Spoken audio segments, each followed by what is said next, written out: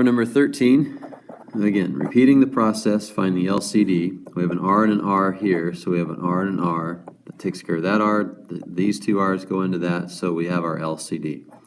Let's just call it restrictions here. When we set each denominator equal to 0, we would see that R is not allowed to be equal to 0.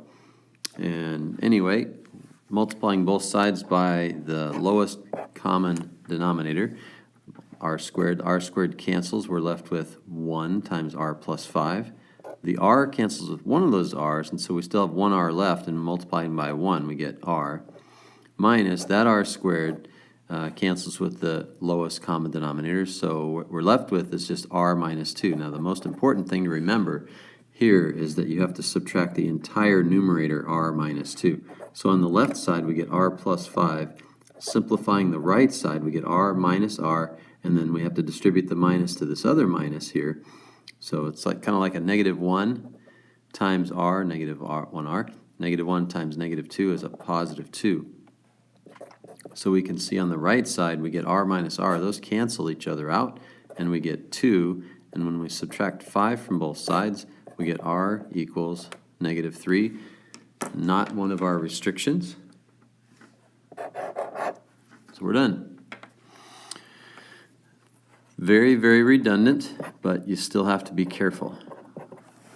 We're going to list for number 14, listing the LCD. So by now, hopefully finding the LCD is a simple process for you.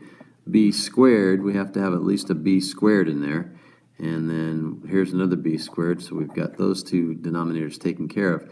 But this 3b, the b is taken care of, but the 3, we need to add that to the lowest common denominator so that 3 has something to go into. And the restrictions, again, b is not allowed to be equal to 0. It's an extraneous solution.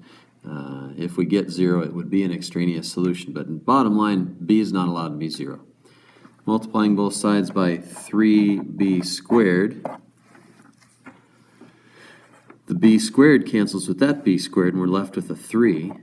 And so we have that 3 multiplied by b minus 5. B squared here cancels with that b squared. We're left with a 3. 3 times 1.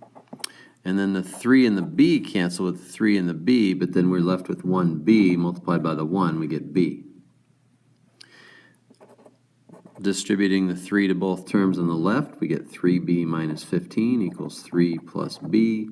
We're going to subtract b from both sides. We get 2b on the left. Adding 15 to both sides, we get 3 plus 15 is 18.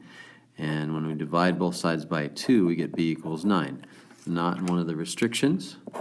So we have our answer.